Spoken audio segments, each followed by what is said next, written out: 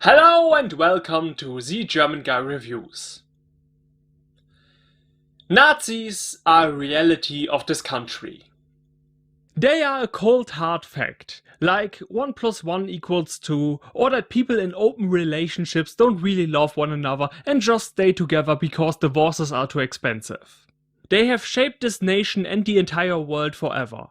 And the sad thing is, there's no clear antidote against fascism.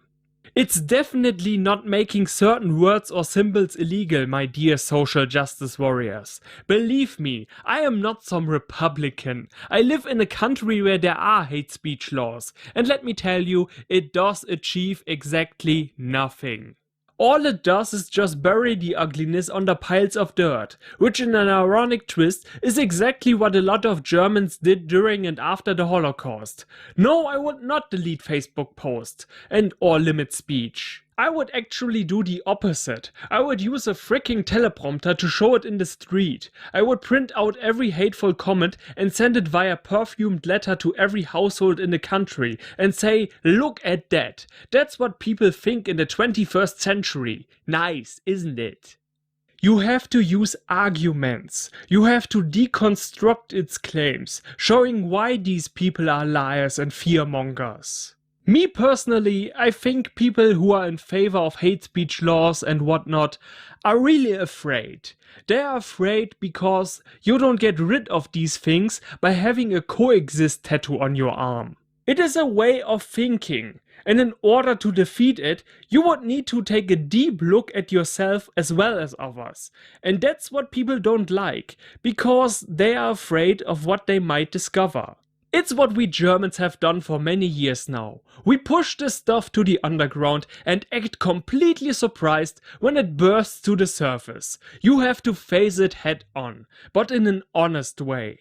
It's not enough to simply tell people in school and in media that fascism is bad, because it has many different aspects and goes way deeper. Let me give you an example how to really do it. This is the kabarettist Serdar Somuncu. His parents were Turkish immigrants and he grew up in Germany. Wanna know what he did? He was on tour in Germany, reading, analyzing and mocking Mein Kampf. And while doing so, he reflected on modern society as a whole. And this was not without danger. Not only had he experienced resistance from Nazis who wanted to kill him in some places where he was performing, and where over 50% of the population voted the neo-Nazi party NPD, but also from the authorities. Of course, there is a difference between the government saying no, no, no, no and assassination attempts. Honestly though, something like that I have never seen before. I was taught in school the entire history and all that, of course, but this man was asking some deep questions. Questions that forced me to get out of my comfort zone and admit that bigotry and fascism exist in many different forms, not just racism. By the way, the reason that the government was acting against him is because the whole Mein Kampf situation is in a huge legal grey area. Which includes such amusing laws like Mein Kampf cannot be legally sold because it would damage the image of our country. Even though Germany, Switzerland and Austria are the only 3 countries in the world that actually made Mein Kampf illegal. Well, to be precise, copying and redistributing the book is illegal. Ownership is not. So, if a police officer comes to your home and sees the book yet lying in your printer, you can actually say as a legal defense, I have no idea how it got there, but ownership isn't illegal, isn't it? And my personal favorite, reading Mein Kampf in front of a crowd is illegal, unless you do it in one piece. Can you imagine this? Like, one day a bunch of lawmakers come together and actually decided, if you want Hitler, you get Hitler. Full overdose. Yeah. That will teach them. Also, one final thing. Stop calling your World War II cartoons propaganda. It's not propaganda if it's a perfect description of reality. What has all of this to do with today's movie?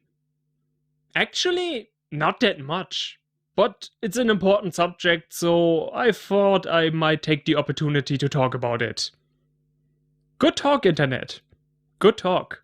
This is an excellent film that not only pokes fun at Nazis, but also takes a subtle but deep look at the psychological mechanisms that are at work in this country.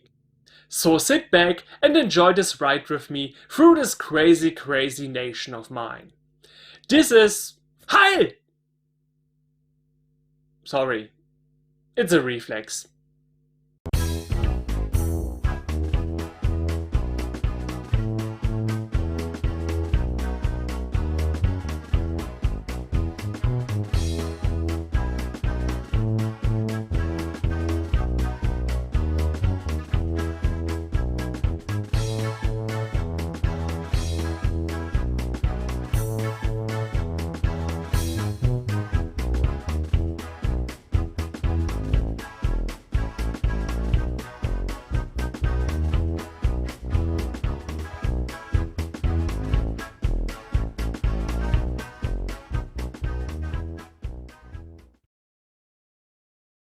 We begin the movie by seeing all the logos of the various companies who worked on this film, including Aperture Science.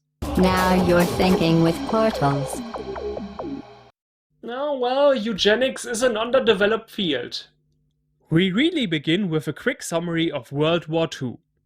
Really quick.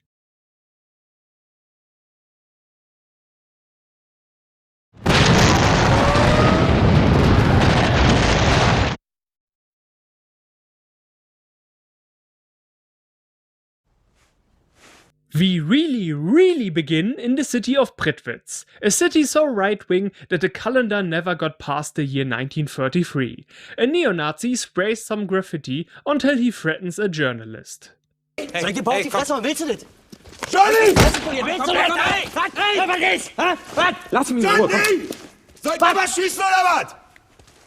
So, Sie sind jetzt vorläufig festgenommen. Wegen Verwendung von Kennzeichen verfassungswidriger Organisation. Ja? War er!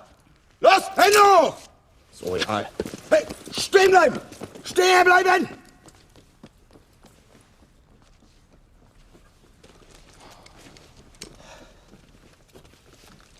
How the German police handles Nazis in a nutshell. And left-wing rioters. Because there's violence on both sides. On both sides. After a quick artistic compilation of everything in this country that feels iffy, we really begin in the home of Sebastian Klein, book author and reoccurring talk show guest in discussions about racism.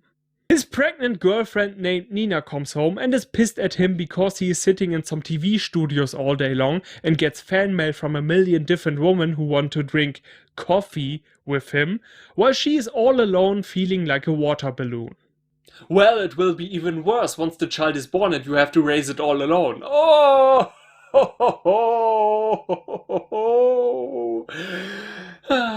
Black people can't take responsibility. She gets even more pissed when she finds out that Sebastian still has contact to his ex-girlfriend, and in a not so tactful conversation he blows it with her. Like, really hard. Thankfully his job requires him to travel to Pripyat so he can avoid the problems at home altogether. All of manhood will be forever thankful for the invention of business trips. We then meet the officer named Heinzo again, who is getting in trouble for his actions against Nazis. The reason? Nazis are bad press. So let's just pretend they don't exist. No wait, let's not even call them Nazis. Use a different word for the thing you are talking about, or completely change the definition of it. The modern solution for everything. We don't have to be afraid to live one day in 1984. We already do. We also meet the leader of the local neo-Nazi party, who has the very un-German name Sven Stanislavski, played by Benno Fürmann. So he did eventually join the DNS? He talks to his ex-girlfriend Doreen, who thinks Sven is a weak and pathetic fascist leader. I hate to break it to you, but that's kind of part of the job description. She says he can call her the day he is ruling Germany and invades Poland. Sven decides that's exactly what he is going to do. Love makes you do crazy things. Oh, come on, baby, don't leave me, baby. I don't want to fight, baby. Well, I do, but not you. Come on, baby. We can go hunt black people together. I'm gonna be the best husband the Fourth Reich has ever seen. You are going to be my Eva Braun. Come on, let's make some wonderful goose-stepping music together. Sven gets even more determined to change the political landscape after finding out that a competitor of his, a so-called nipster, a Nazi hipster, yes, that's a real thing, has way more followers than he has. The irony of Nazis using Facebook. Meanwhile, Sebastian arrives in Prittwitz and gets the kind of welcome you would expect from this town frozen in time. Sebastian, because he gets knocked on the head, gets dizzy and confused, so much so that he behaves like a 3-year-old and repeats everything that Sven tells him, making him the perfect Nazi. The only other time I thought an artist hit the nail so perfectly on the head was when I saw Dave Chappelle's Black Blind Ku Klux Klan member sketch. Naturally, the mayor suspects that only Herr Stanislavski could be responsible for Sebastians disappearance. Hallöchen, Puppe. The group of Nazis escapes and Sven decides to set his plan in motion. Meanwhile, Officer Heinzo is punished for all the bad press and sent to street watching duty. Nina, whom Sebastian told over the phone in his delusional state that he is breaking up with her, is on her way to find out what's going on.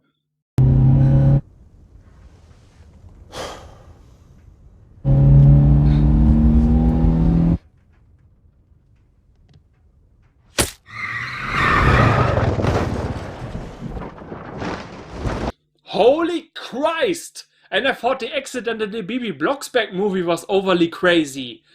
How does anybody in this country get his driver's license? They run into Doreen, who with some other Nazis destroy Heinzo's car, and now he is fully fed up with the system, so he decides to help Nina find her boyfriend, no matter what his orders are. First stop on Sven's list in the meantime is a meeting of some hoity-toity folk discussing economics. And as it is always the case with events where the establishment meets, it summons left-wingers who are never tired to demonstrate against something unjust capitalism something man. Heinzo is not allowed inside, so he tries to convince the activists to storm the castle. Wir teilen uns auf in Trupps von 3 bis 4 Mann. 3 Mann ist sexistische Kackscheiße. Wer bist du überhaupt? Ich bin ehemaliger Polizist. Er ist ein Bulle! Mädels, jetzt bleibt doch mal ruhig! Mädels ist LTI.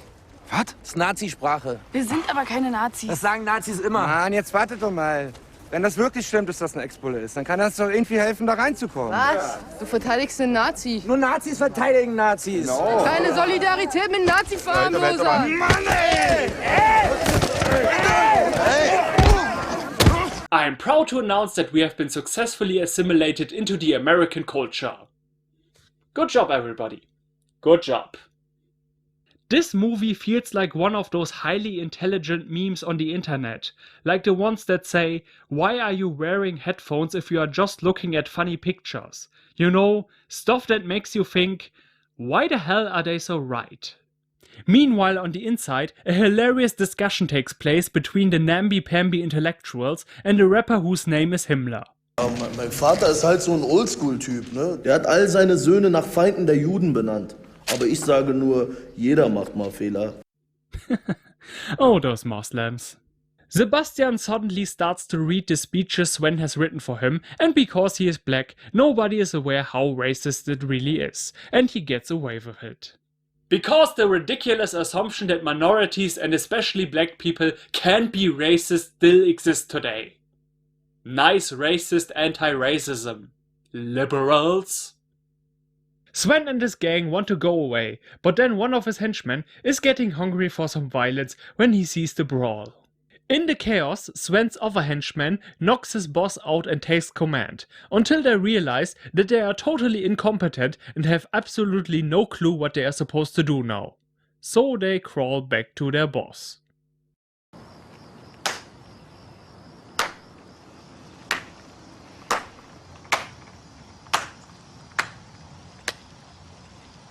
Later that night, our new Führer is having the best racist dream ever conceived.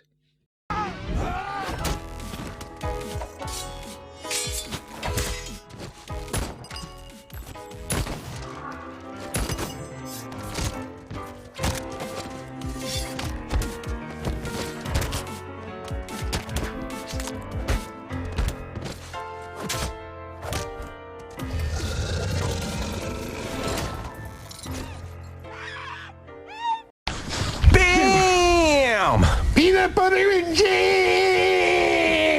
His bad neighbor in the hospital, who is an original Nazi, tells him what a pathetic bunch of nobodies modern Nazis are and laments over the good old days.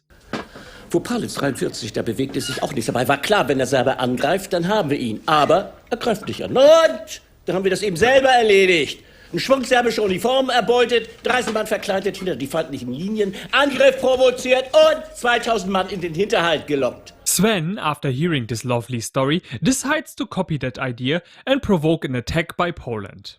Oh, by the way, if you want to have some nightmares, then Google the Himmler operation if you have some time. I don't want to be all conspiracy theory guy here, but there are some heavy implications. Anyway, Sven's minions storm into the hospital. They meet a reporter dude from the beginning and he cuts a deal with the fascists. He shows them where the room of their boss is in exchange for some interviews.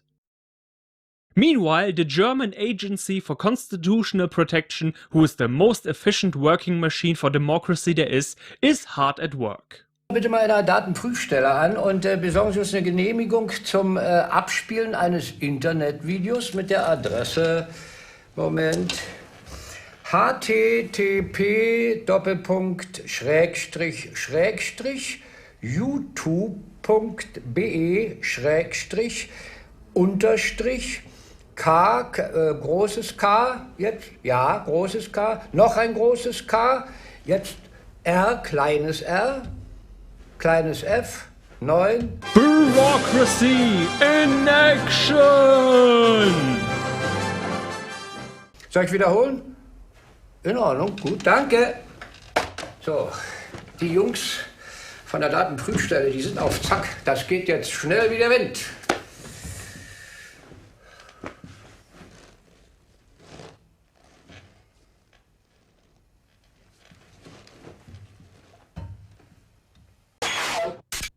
And now for the finishing touch.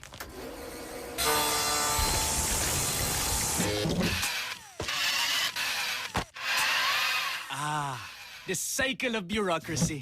As it is way too often the case in this country, Officer Heinze is put on trial instead of being allowed to arrest the Nazis, since the extremists know how to trick the system.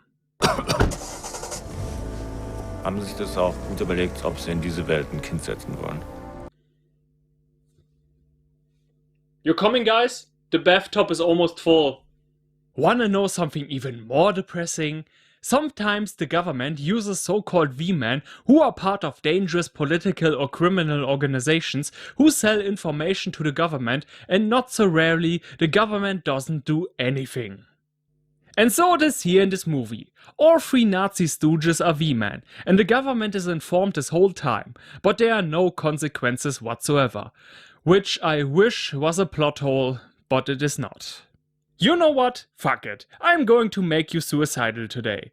This is the NSU, a Nazi terrorist group that committed murders and terrorist attacks for over 10 years before they went on trial. The reason? There was willful ignorance. I want to lay down. For a moment. Or two. And so our favorite Übermensch Sven Stanislavski starts to work on his plan. Sebastian is spreading his I am no racist bot ideology, while his minions forge a plan to get their hands on a shitload of weapons. The media and any other form of resistance is there while too busy fighting amongst themselves. Ein bekannter schwarzer Buch... Person of Color, bitte. Naja, meines Wissens hat Sebastian Klein eine deutsche Mutter und einen ghanaischen Vater, der sich aber an der Aufzucht des Kindes nicht beteiligt hat. Er ist also in einem weißen Kontext groß geworden und wenn wir das jetzt in einem schwarzen Kontext tun... Sie wollen jetzt also entscheiden, wer hier als weiß und als schwarz zu gelten hat? Ja, da können wir ja gleich wieder ganz bei Null anfangen. Oh, the triggering intensifies. Then the Nazis managed to get inside a military base because every soldier is too busy playing ego shooter. Can't take this much surrealism!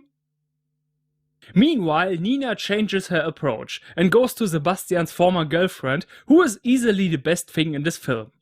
Aber ich bin Schauspielerin, ich kann alles spielen. Am Sonntag bin ich im Tatort als kölsches Mädchen.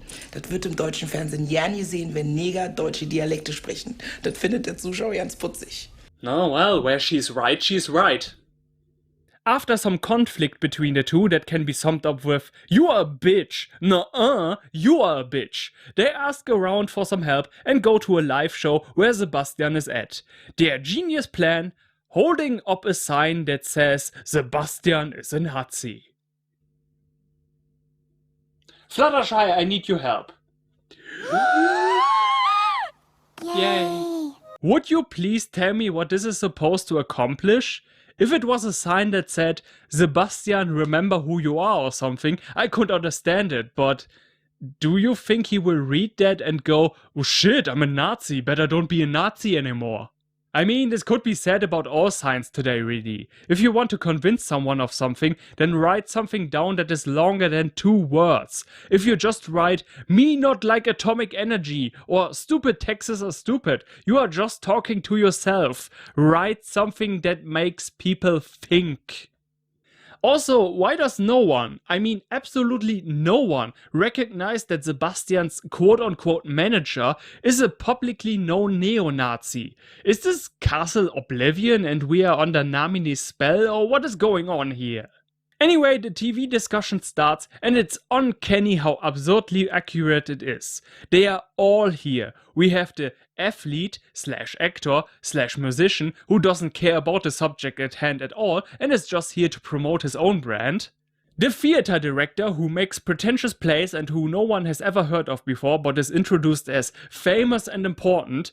The average Joe turned activist who says, I am mad as hell and I'm not going to take this anymore. Things have to change. But don't put up that eco-friendly windmill next to my house, thank you very much. Also, I have a couple of things to say about Islam. A director who brings out a 100 billionth hilarious Hitler comedy, the immigration minister who did nothing wrong, cough cough, another immigration expert because everyone in Germany on TV is an expert even if they are not, especially if they are not. And finally, one member of the conservative wing of the parliament and one of the left, who will piss in each other's faces the whole evening and achieve absolutely nothing. When Nina and Sebastian's ex-girlfriend go through with their demonstration, they realize they have been tricked by the nipster from which they have got the tickets. Long story. But as expected, it didn't do anything. They are ignored and thrown out. Suddenly, a tomato is thrown at Sebastian and the swastika scar on his forehead is revealed. This is an interesting sequel to Inglourious Bastards. Then chaos breaks loose. Sven goes in front of the camera, telling the world that tomorrow Poland will attack, and we have to be prepared. And also this wonderful moment. Keine Hakenkreuz im deutschen Fernsehen! Ich kann das jetzt gar nicht hören! Nieder mit dem linken Gesinnungsterror! Sebastian walks against a piece of metal, regaining his sanity. Just for a few seconds before he is knocked on the head again. But in his short moment of clearness, he tells the woman about the Nazis' plan. Then he is made retarded again and being kidnapped. So Nina is left wondering what to do now. Heinze, who was drinking his frustration away this whole time, decides to take action. He and Nina go to the Antifa to stop the Nazis at the border. But, as often is the case, their left-wing paranoia gets in the way. The reason? If you take Nina's first and last name and rearrange it a bit, it spells NSDAP. Does satire die if you can't exaggerate anything anymore? The Nazis enter the Polish border. Sven makes a big speech to the other... let's call them men. While this is going on, the government is as competent as ever. Die Amerikaner haben ein Telefonat abgehört, in dem jemand behauptet, Polen würde den ehemaligen Bundeswehrstandort Mescherin angreifen. Na, schicken Sie doch erstmal die Polizei vorbei. Die soll mal nachschauen. Okay, gut. Meanwhile, one of Sven's henchmen shoots a dog because he has the gay, resulting in another Nazi shooting him for shooting his dog that his pet has homosexualed with. Sven, finally having enough of this unprofessionalism, makes a couple of examples of his employees. Then all the other fanatics arrive, but the flag shows an anti-Nazi symbol because of a joke from earlier. You see, this is not someone throwing away a swastika. This is someone making the Aryan salute while the symbol of the nation arises from the ash pit. Thinking that this small army must be left-wingers that have awoken from their last LSD trip, they start to shoot at them. And so all the crazy fascist assholes kill each other in a glorious fireball of stupidity. Sebastian is getting hit on the head for the last time and awakens from his nightmare. And so the movie ends with our couple back together, their mixed race baby having been born, and them looking up to the blue sky, wishing that everything should stay the way as it is now. Until Sven shows up and beats the living crap out of them. The end. This movie is amazing. Although the analyzing of the psyche of this nation is secondary, it's still deep and intelligent enough. Most Americans won't get the best jokes, however, without having some existing knowledge of German society in the 21st century. But the other comedy elements are universal or overlap with US culture. You certainly won't have learned anything after watching this film. It's just making fun of the current situation in an elegant and hilarious way. And to me, that's good enough. ZgermanGuy out and auf Wiedersehen.